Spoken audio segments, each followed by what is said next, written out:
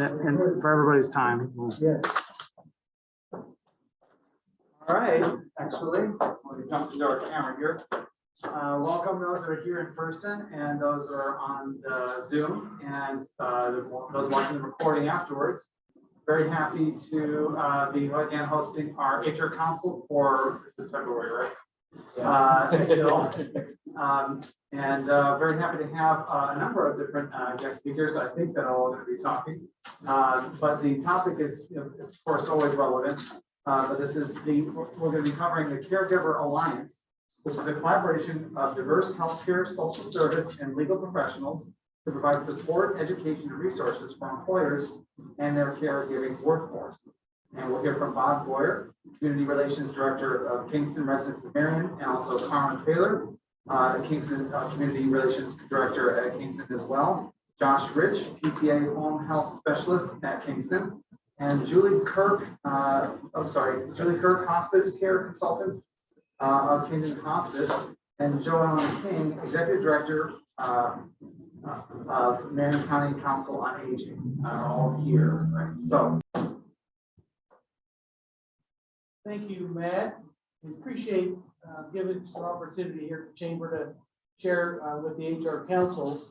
And we have some in the room and on Zoom. And I guess the best way to start is explain what the Caregiver Alliance is and why we even have come together. This is, first of all, it's an informal group. It's several of us that are in one way or another dealing with or serving working caregivers.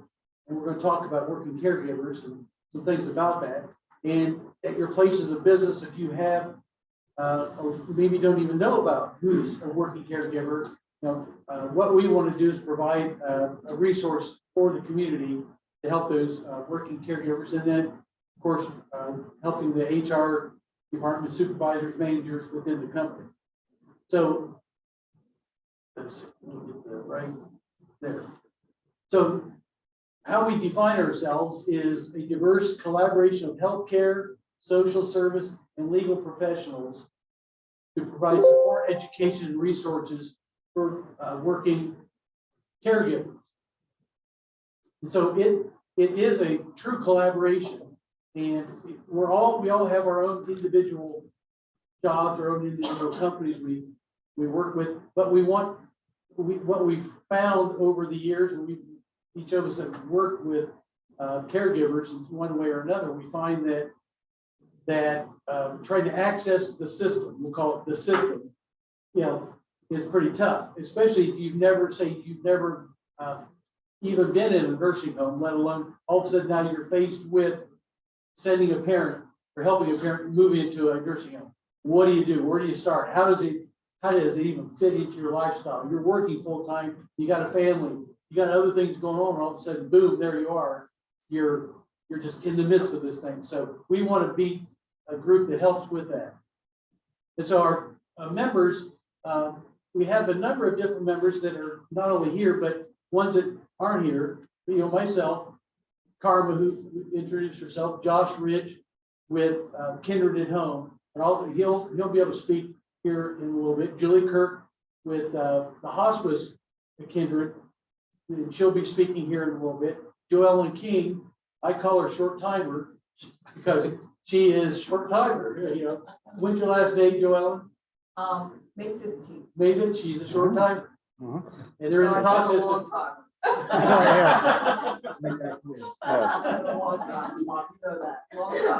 And Joellen, she can speak for herself, but she's been an amazing resource in Marion for seniors for quite a while. So, and then there's Chris LaBelle. He's a rehab manager at Genesis Rehab, which they're located in the Kingston facility.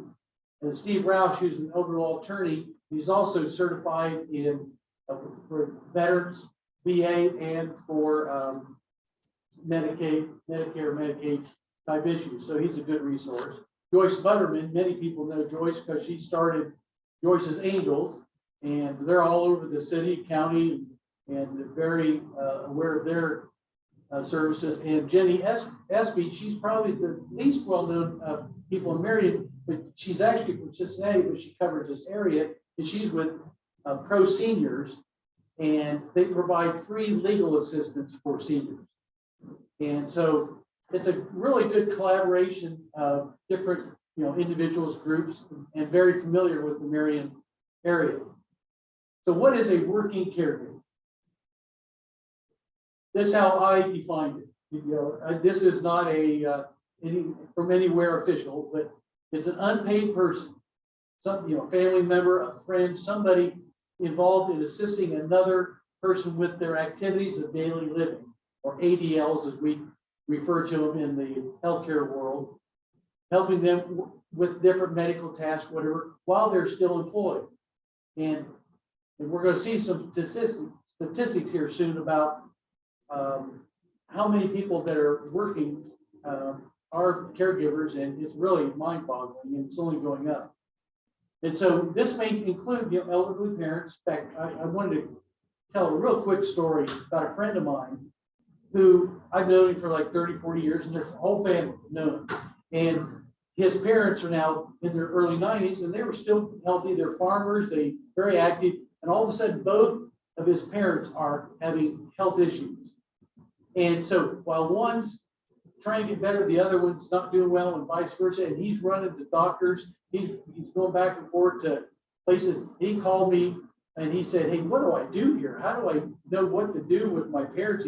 What nursing home is best? What can I expect at home?" And he didn't know anything because he never had to before. And all of a sudden, he's getting all these things coming at him.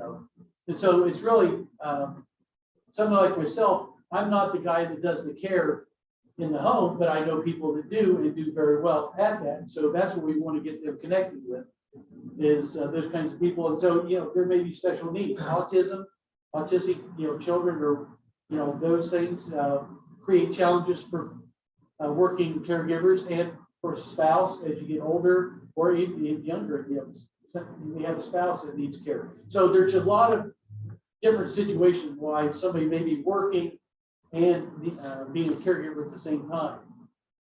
So what they have to do, of course, is juggle work and caregiving. And here's some, I think, really interesting statistics. More than 1 in 5 Americans working full or part-time report assisting with the care of an elderly or disabled family member. 5 years ago, it was 1 in 6. Now and this is 2020, it's still a couple years old. They haven't come out with the new statistics yet, but it's gone up that much. How many people are caregiving? And I know there's a lot of different reasons for that, I'm sure. But one is the aging population. The baby boomers are now getting older, and I'm in that category of getting older. Don't say anything yet. Okay, more than half of employed caregivers work full time. Okay, and that so that means there's a lot of people at places of work that are caregivers. 1 out of 2, at least. And 70% of caregivers suffer work-related difficulties due to their dual roles. So, and we're going to get into some of those work-related difficulties, but attendance, sick, tired, low productivity. There's all these factors that enter into the working caregiver's life on the job. Caregiving 2020. Here's a paper. In fact, Josh, would you help me pass this out? I went ahead and made a copy of this because it kind of tells a story here, really interesting. And I mentioned that 5 years ago, in 2015, there were 43.5 million caregivers. Now there's 53 million. I mean, it's just going up exponentially. In 2015, there were 18% of the workforce was in caregiving and working caregiving, and now it's 21%. So what's going to, by now, I'm sure it's in the 20% range probably. And so, I won't go through all of those, but it's just to say that the challenge for employers, I'm sure, is making sure these employees are taken care of. I was talking to Matt here at the chamber, and COVID has helped a lot by being able to work home remotely. And so you can still care for somebody or take them to the doctors or, spend time with them in the nursing home. And, you've had to do that here at the chamber, which they're still productive. But if you were real hard line and say, no, you got to be here, you're going to work your hours here, it would be a difficult choice for a working caregiver to make. Yes. And of course, more women than men are caregiving, but more and more men are put into that position. I see some heads nodding, like Alan, you're probably seeing that in your line of business. Oh, yeah. The number of I've hired a pretty big influx of caregivers. Yeah. And so it's changing how employers hire, retention, how they view, the workforce. And it's not just COVID, even though COVID has definitely it enters into it, but it's still the growing or the aging workforce and the number of people that are working caregivers.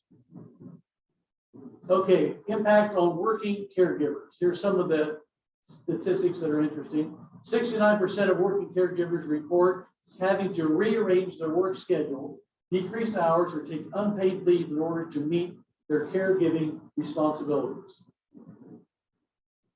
61% of caregivers experience at least one negative comment from their employer due to caregiving, such as receiving a warning about performance or attendance.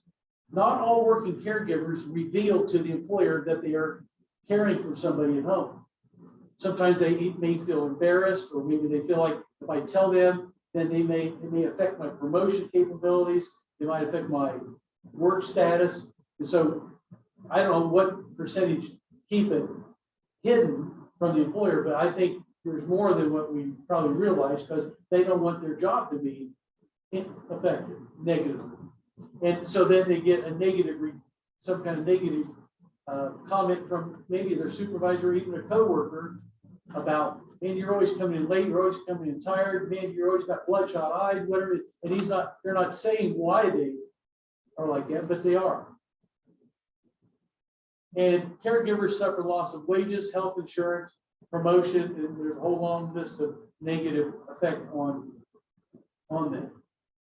For the employer, 56% of caregivers report that their work supervisor is aware of their caregiving responsibilities. So that's good. But that means there's 44 that haven't said anything, 44%. 53% of employers offer flexible work hours, paid sick days for working caregivers. And caregiving has shown to reduce employee work productivity by 18.5%. and increase the likelihood of an employee leaving the workplace. Because like the friend I have, he's really been juggling, his work hours, but he said, man, I'm coming into my most busy time. I cannot afford to be away from my job. And so he's torn, and it's hard. So the future of caregiving. There is a need for both formal and informal caregiving, and it's only going to increase as the population ages. What I mean by formal is like paid home health workers that come into the, those would be more formal. Informal is a family member or a group of family members and friends kind of take turns caring for somebody at home. Continued decrease in the number of formal caregivers and staffing. Less and less people are going into the field of caregiving, which could include not only home care, but nursing homes, assisted living, wherever it might be, where there are caregivers. 7 out of 10 over 65 years of age will require some level of informal caregiving. That's a lot. I'm over 65. I don't need any yet, Matt. But now Amber may think I need some kind of help. Yeah, keep picking on Amber, not me. I knew it was coming today. And in private pay, senior living costs will continue to increase, thus putting a demand on family members. So we're only going to see an increase in the need for caregiving and caregiving for, the working caregivers. So whatever we can do as a group to support them and to provide information, education, support of it, some kind, we want to be there for them and be that one-stop call. So if you got an employer or like Matt, somebody calls you and says, hey, Matt, we're experiencing whatever, but call this Caregiver Alliance and they can help you. That way you don't have to make 10 calls to try and get somebody to help. And so then it'll be our job to, okay, well, this is a good referral for Julia in hospice. We'll let her kind of take the lead on this. And that's how kind of we see it working. Okay, I'm not a legal type guy or anything, but I thought I'd add this in there, and I'm sure HR council is aware of these kinds of things, but you don't want to discriminate against any individual, let alone a working caregiver. And even though there's not any specific law that is directly mentions working caregivers, there are several laws that do kind of fit this, and that's what so there's 4 of them that I guess I identify. The Family Medical Leave Act, which a lot of employers are using that these days, being able to take time off to care for somebody. If somebody's on hospice, Julie, and you have a family member, a mom, dad that's done, you want to be there with them. You don't want to be at work doing something. So they may need that family leave time to be there with their family member. I don't know if you see that kind of thing happening. Oh, yeah. Okay. The Americans with Disabilities Act prevents discrimination against those that provide care to disabled family members.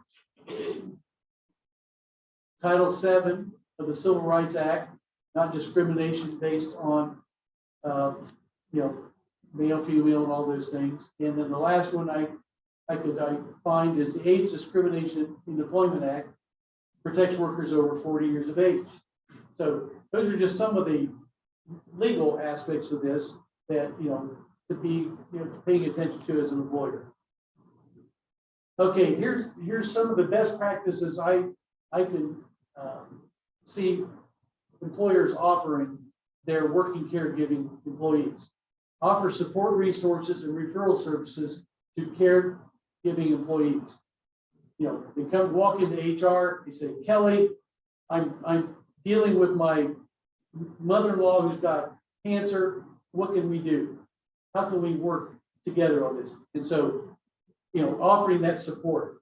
And I don't know how many employers are still kind of hardline, but it used to be where, well, figure it out. You got a job to do, go figure it out. It's not my problem. Well, you need to, obviously, I know Kelly does that, but any employer needs to be supportive of that employee. Offer an employee assistance program to promote discussions about the emotional distress experience. Because if you've got a dying parent, it's emotional. You're going to be under stress. You are going to be, it's going to be tough to focus at work. So there's got to be some, at least sit down and talk and provide support, encouragement, discussion, and open communication. And access to health counselors, other community professionals to provide assistance. So to me, those are some of the things any employer can do right now to be supportive of the working caregiver. Bob, are you going to get into more detail about that EAP, about what that looks like? Or is that going to be part of this? What does that look like, or we're going to get resources to know how to talk to we're going to get to, and we don't, we're, by the way, we're a newly formed group. We've had one meeting. We all know each other and we trust each other, but we all know we wanted to collaborate and be an access point. And so we don't have all the details worked out yet, but we got some ideas and we'll share some of those. Good question. Okay, so what can we do for an employer? We are more than happy, any one of us or the group, to meet with employees at their place of work. Maybe like a health fair type set, set up tables and they can come to us and talk to us. Or if it's more of a personal nature, any one of us can go in and talk to them at their place of employment. We would just let us know, and there may be one or more of us that would be willing to go in and talk to that employee privately, or meet with, during lunchtime, set up tables so they can come around, pick up information and talk to us, is maybe more informal. Provide support, information, education on caregiver issues for the staff. And it's the direct line supervisors that need to understand, the complexities of being a working caregiver too. So if we can do staff development, staff training, whatever we can do to help the staff with understanding the issues that they're facing, we want to help with that. And just be a one call. You call any one of us and you get the whole group. Because we'll let us figure out who's the best person or best organization is to help begin. Now, it may be multiple organizations, but to deal with all of them all at once, whether it be nursing home, maybe it be hospice, maybe it be council of aging, who knows? But it just not overwhelming them, but logically and helping support them in whatever their immediate needs are. And conduct this all done confidentially and in professional manner. We're not going to advertise this anywhere, talk about it anywhere. We keep it, in the workplace, we would keep it private, confidential. We don't want to, interfere with their privacy at all, other than helping them however we can. Okay, any questions up to now? Anybody on Zoom? Nothing's come up in the chat. Oops. All right, No. so I'm going to have Josh Ridge come up and share a little bit. All right, good afternoon, everyone. As Bob said, my name is Josh Rich. I'm with Kindred at Home. I want to share my story really quick because I think it ties into this alliance that we formed under Bob's supervision here. But I was born down the street at Marion General Hospital, graduated from River Valley High School, went off to college, Bluffton College, main campus, Ohio State. And I came back to Marion Technical College to be a physical therapist assistant, which I've been for almost a little over almost 22 years. But I'm married. My sixth grader is at Grant Middle School. My daughter's a junior at Marion Harding High School. My son graduated from Harding last spring, now attending OSU Marion. My bonus son graduated from River Valley High School last spring. He's attending Marion Technical College. So the point of the story is I'm Marion May. I see Matt's pin on there. And the Marion community has done a lot for myself and my family. So when Bob came up with this alliance, I really felt it's important to give back to the community that did so much for me. So real quick to bridge what Bob had started, I created a flyer, kind of summarizes everything that he spoke about. We'll have these in the office here. And we can digitally send them out to everyone as well. Okay. All right. And so I may have to make more copies, no problem. Yeah. But my day-to-day job, as mentioned, I'm a home health specialist with Kindred at Home. We provide home health services, meaning skilled nursing, physical therapy, occupational therapy, speech therapy. We do have home health aides. We partner up with Council on Aging with a levy program to provide non-skilled home health services through our home health aides, which is a popular program, and there is a waiting list right now. But our goal, or what we do, is provide these services post hospital stay, post nursing home stay. If a need is identified early on, maybe we can send a physical therapist then who is becoming weak to prevent that hip fracture, to reduce that risk for hospitalization. So we provide services in the home and assisted living facilities like Kingston. We just feel like we're a good resource for the senior population. But going back to my upbringing, living in this town for all my life, I know a lot of people who, if they have a need for a special needs child, I may not know the answer, but you can reach out to the Alliance. Hopefully I'll know someone and find an answer for that particular situation. So along with Kindred at Home, we also have Kindred Hospice. At times, the need is beyond what we can provide, and maybe they have a terminal illness, and then we get bridge from home health to Kindred Hospice. So, Julie, would you like to speak a little bit about hospice? My name is Julie, and I am actually an RN by trade. I've been a nurse for 10 years and worked in the hospice field for the last 6, actually. And I'm really passionate about kind of this Caregiver Alliance group because of my initial, what I felt was my calling to hospice.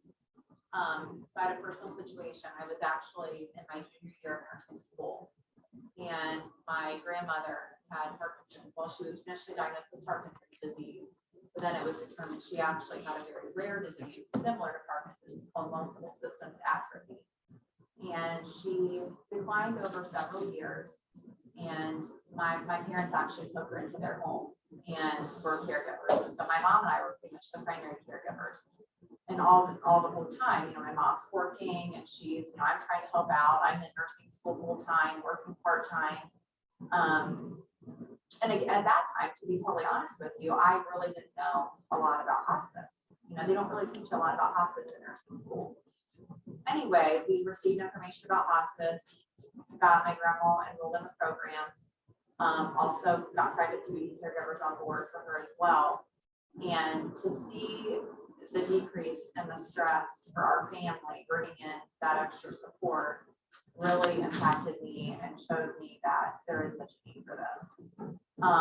And now over the last 6 years working in hospice, I've only seen that more and more. I was a case manager, actually taking care of patients for about over 4 years.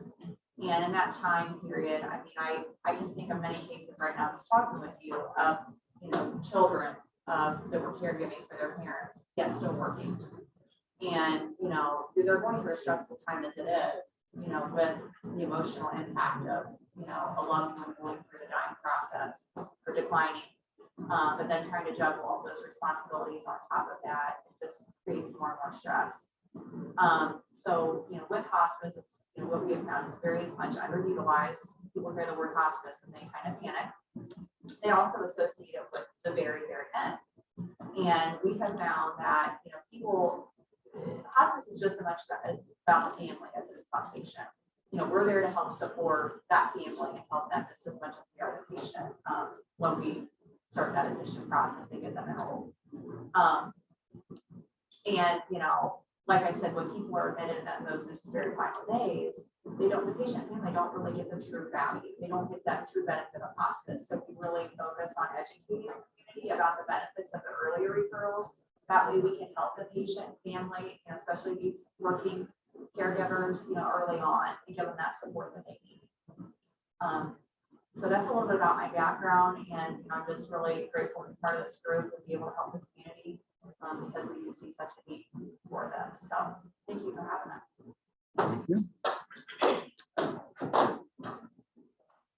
Thanks, Josh and Julie. Before I have Joelle and King come up and talk, I wanted to mention to the employer, to the working caregivers at work, we don't charge, as in lines, we don't charge anything to provide that assistance. Now, if you end up needing home health, insurance may pay, it's complicated. Explain, and that I know that's something a lot of families wrestle with is, well, how are we going to pay for whatever?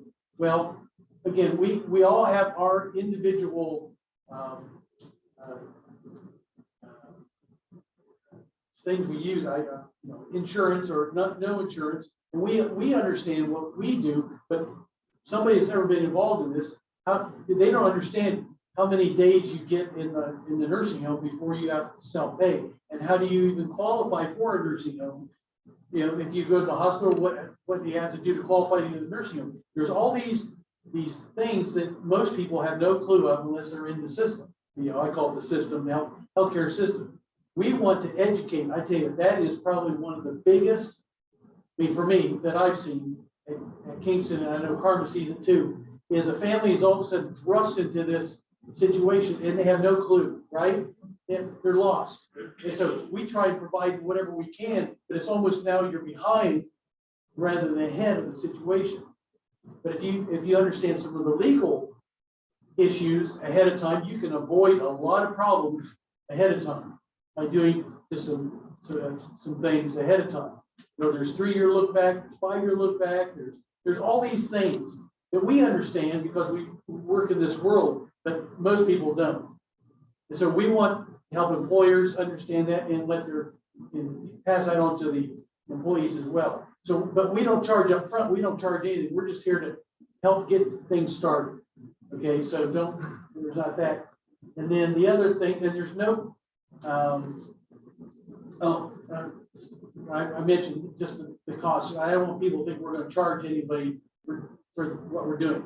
So I want to make that point. So Joellen? To mention that, but also for hospice specifically, it is, there's 100% covered. Yeah, people don't realize it. Julie and Josh just said hospice is 100% covered. And I don't think a lot of people realize that. And then what services hospice provides and how to qualify for hospice. There's a lot of misinformation out there about this. Well, and I meant to mention this as well. Come on up. I meant to mention as well, thank you for bringing that up. What we see a lot of times when a patient's admitted into hospice, when we sit down with the family and explain all of the services we provide, their eyes just open. They're like, well, we just thought, we just get a nurse, or we just get an aide. No, we have a whole team that's there to help and support that family. So that includes a nurse, an aide, a social worker, a chaplain. We have volunteers. Another thing that can really be helpful, especially in the working caregiver situation, is one of the levels of care in hospice is respite. So what that means is hospice will cover, Medicare will cover for a patient to go into a facility for a 5-day respite stay, which gives a break to that caregiver. So we actually cover that. Our social worker helps set up transportation, helps them find a facility for that. So in this situation, I think it's important to mention that we can help, provide that. So it's not, I don't want to say just a nurse, but a lot of times they think it's, that's the only service they're going to get. We have a team that's going to help. And we're their lifeline. Really, we have a nurse on call 24/7. So they're up in the night and like, we don't know what to do with mom. She's having trouble breathing. We always have an RN on call. So that's just an extra support to help them through that. So thank you for mentioning that. Oh, sure. They're just they're so deep and so wide. Certain things that can happen in a family's life. And so I know I've learned a lot about hospice. I still need to learn a lot more about it because it really is one of those hidden gems there. There's a lot more potential than what people know for that. But Joellen King, come on up, Joellen. Even though she's a short timer, she's an awesome lady. So I was talking to her about the Alliance and coming and speaking, and I said, so I don't know what you're going to share exactly, but she's really gets a lot of calls. But she can only do so much. She's only one person, and so I wanted her to kind of share some of the things you experienced from getting calls, how you handle this. Thanks, Bob. Hi. I think I want to just follow up on the need that Marion has for the Caregiver Alliance. Today alone, before I left the office, I had 4 calls from children, adult children, looking for help for their parents. It ranged from, my mom needs to go to a nursing home, they told me I need to apply for Medicaid, I have no idea how to do that. And that is overwhelming to apply for Medicaid and have no idea how to do that. With the Caregiver Alliance, they could have called one of us and we would help them with those steps. The other calls were, what can I do for my mom? She needs help with personal care. My mother moved out, but it's not working out. And she moved in with us. Where should we go with that? So they range from nursing home care to she can't stay in her home anymore. She has this much money. Can she go to assisted living? All these issues that folks are sort of thrown at them and they have no idea what to do, as Bob said. So with the Caregiver Alliance, I think they would benefit from all of the knowledge that they have in this room. In Marion County, though, we are blessed through the generosity of the citizens of Marion through this tax levy that we do have the adult daycare center at Kingston. That's for folks who have dementia. If you have anybody who's working in your systems, who's a caregiver for someone with dementia and has to go to work every day, they should definitely call Kingston and see if they can get their loved one into the daycare center. As Josh mentioned, we also have in-home care. However, the formal caregiving is an issue.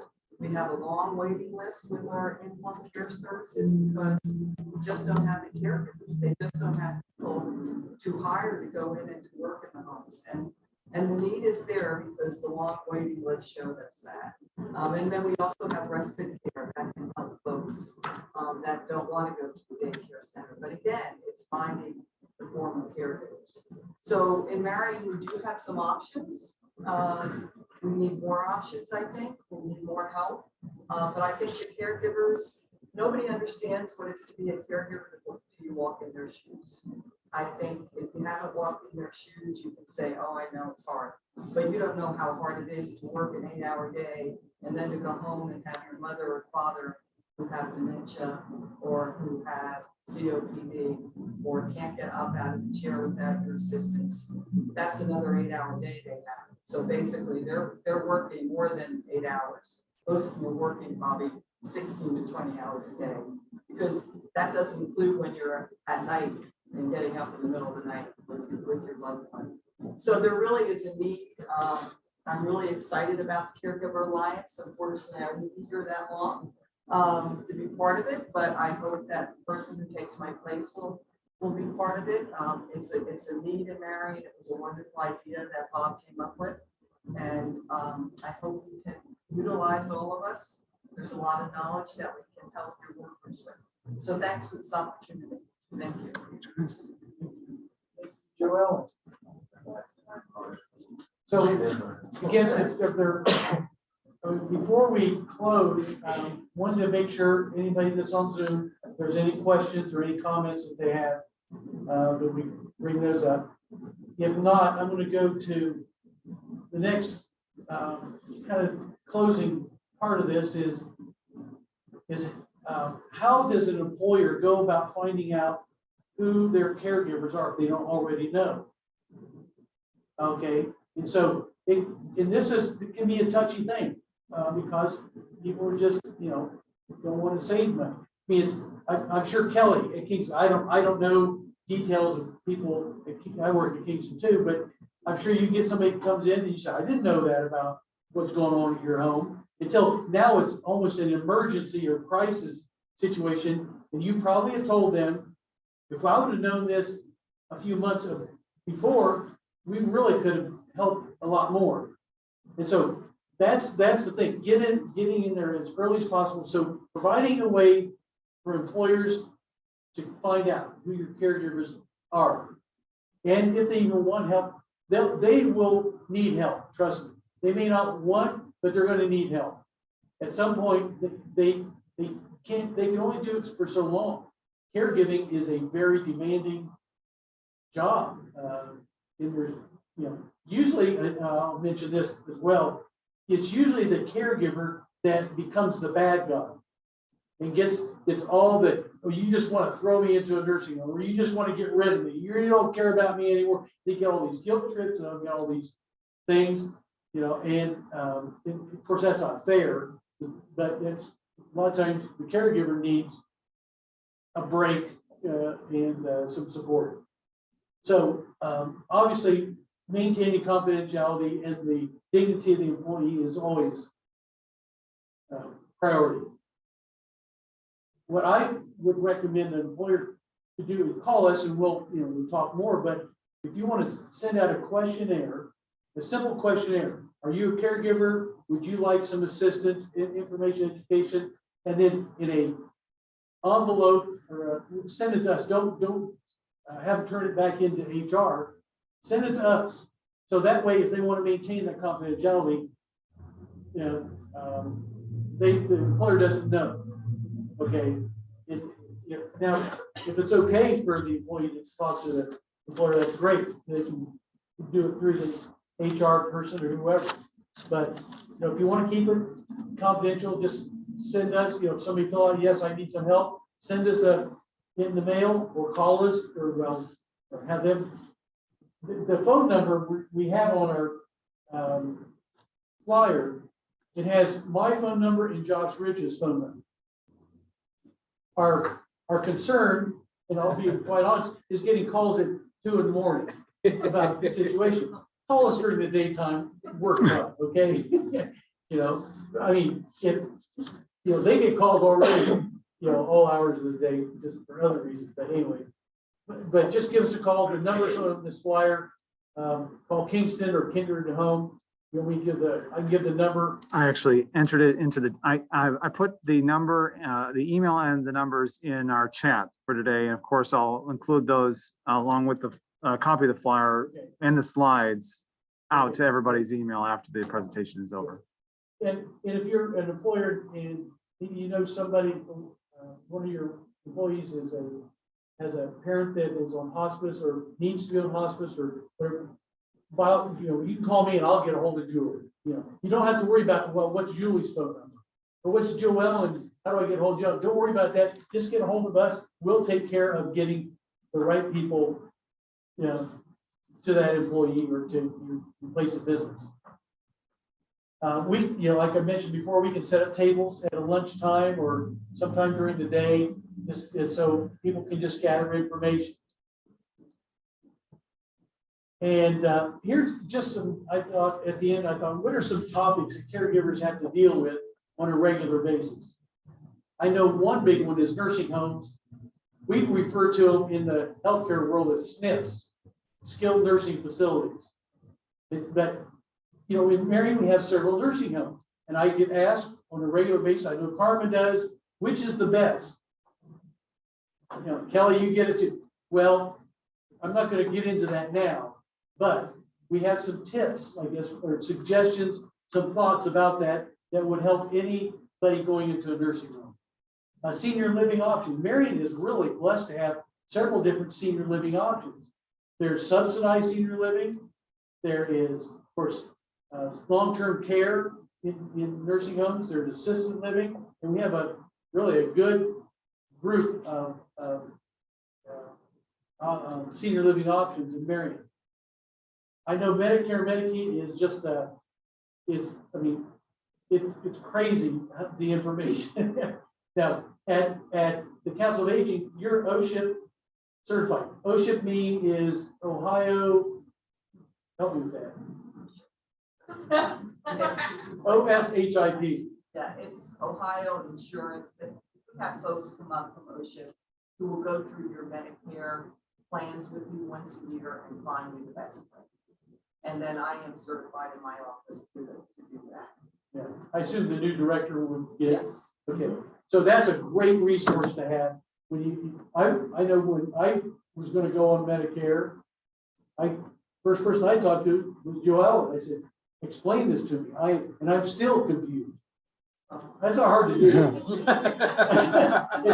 It's still confused. And if we're confused and we work in this line of business, what is somebody that's never been around this? What do they?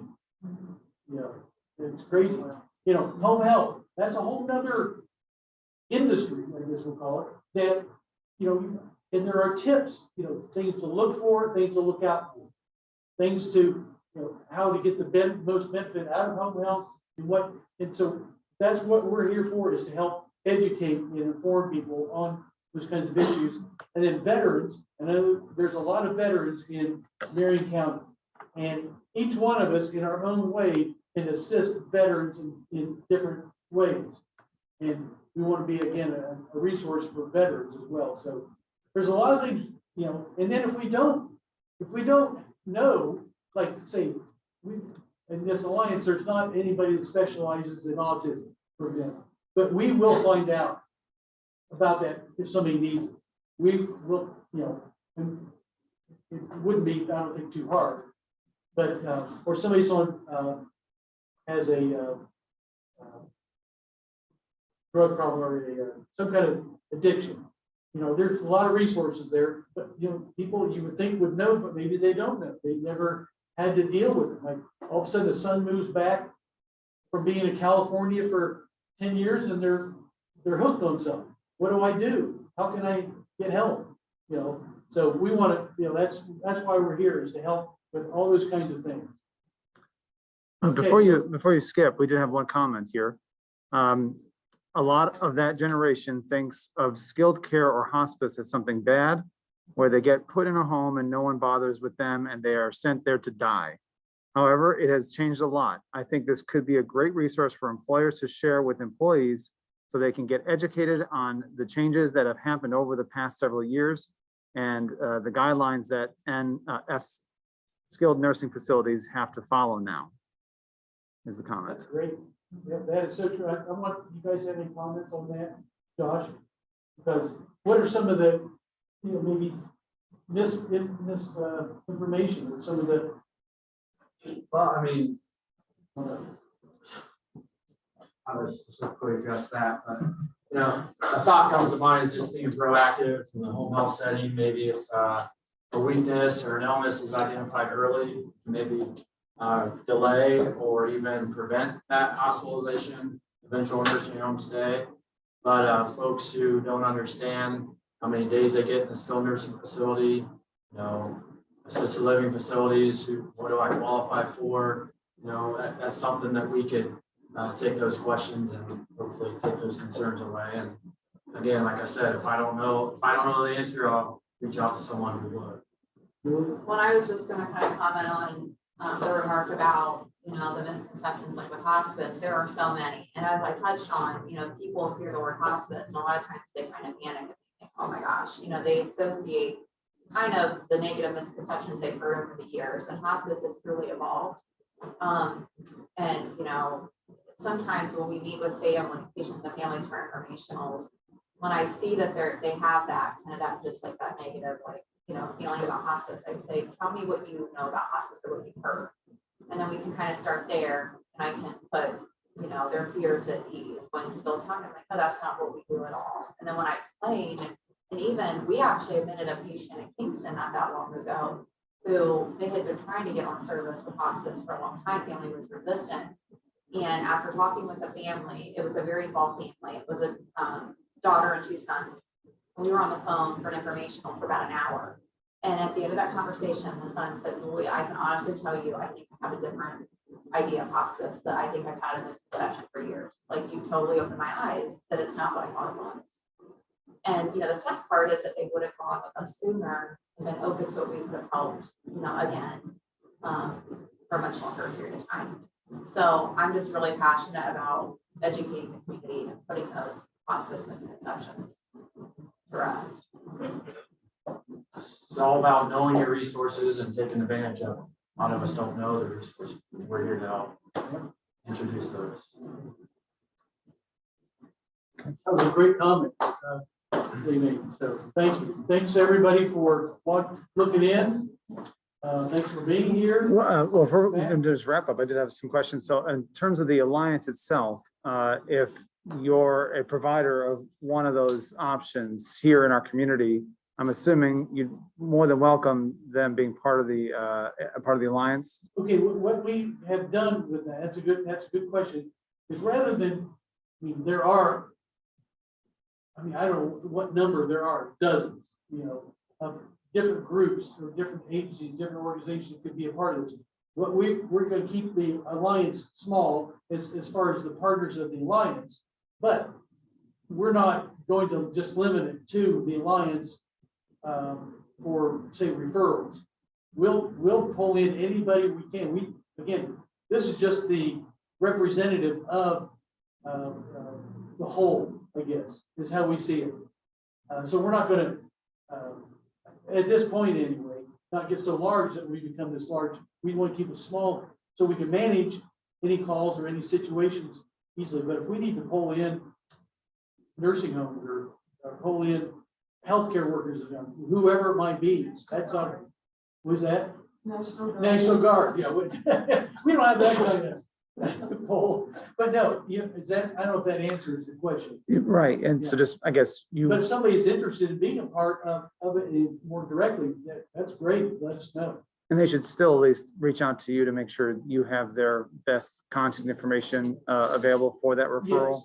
Yeah. Is that kind of the Yeah. way they could Yeah, best fit in? I would be shocked if among our group, we wouldn't know all the different agencies, organizations, individuals that would be able to support, when we're, the working caregiver. I would really be shocked. If I don't know, it's our job to know who they are already, so that's why we want to just make it more of a formal group. So people can have just one call to me. Yeah. To get, like Freedom Caregivers is here. They may not be part of the alliance, but they are part of the alliance because they're part of the whole caregiving, network that we have. Gotcha. No, Bob, you've been talking about this, I think, as long as I've known you. This has been one of your dreams, and I'm really happy that you're at the point where we can start actually talking about it and presenting it. Yeah. This is all very exciting. Yeah. My passion not only is the working caregiver, but just seniors. I kind of know a little bit about being a senior. Amber. For many years.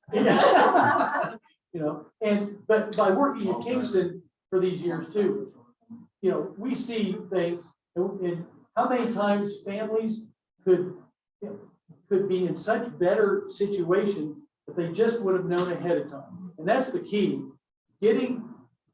Don't wait. Like, I'll give you one example that I'm very passionate about is when somebody calls or comes in or calls, whatever, and they have a parent that now needs a nursing home. Okay.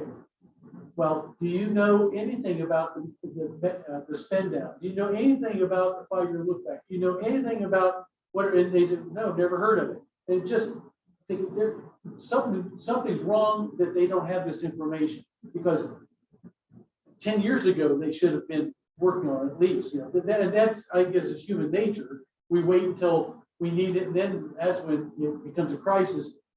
Let's avoid the crisis. This would be a lot easier on everybody's life if we just planned a little bit ahead. And while they're still working, working caregiver, at least we can help that person maybe with their parent or their child or whatever, their situation. But it really is all about education. And educating people on these issues that, like, how many days, and here's one that you get a lot, how many days do you have to stay in the hospital in order to qualify to go to a nursing home? I didn't know you had to. Most people say until you're faced with that, and then well, what are the qualifications? And what happens in the hospital, of course, is they get so many things are thrown at them. You can miss that, thing. Well, why can't I go to the nursing home? Well, you didn't qualify. Why? I was in the hospital. Why? I qualified. Anyway, we get those kinds of things all the time. So there's a real, like Joel said, there's a need out there, and a lot of it is education, isn't it? Oh, yeah. But again, it's human nature. You don't really think about it until you're in the hospital and they say, you can't go to the nursing home. It's like, well, why? Right. But they need to be educated as soon as they walk through the door of the hospital. It is education. Joellen used to be a discharge planner at the hospital. She knows very well how important that is. Anything else, Matt, that you might? No other comments? I think, yeah. We're good. Okay, well, thanks, everybody. Appreciate you being here and online. Thanks. Thank you, Bob. Thank you very much. Thank you, all speakers. Happened. Thank you, Zoomers and those watching the recording. And our next HR council meeting obviously will be next month. And in between there, if you haven't signed up for it yet, we have our really fun speed dating like business networking and noon event on March 4th. And we encourage all of y'all to attend that if you can. It's virtual. And it's not just us, it's the Wyandotte Chamber and the Delaware Chamber will be joining us as well for that. So hopefully we'll see you virtually there. Thank you very much. Have a great rest of the day. And we are out. Good.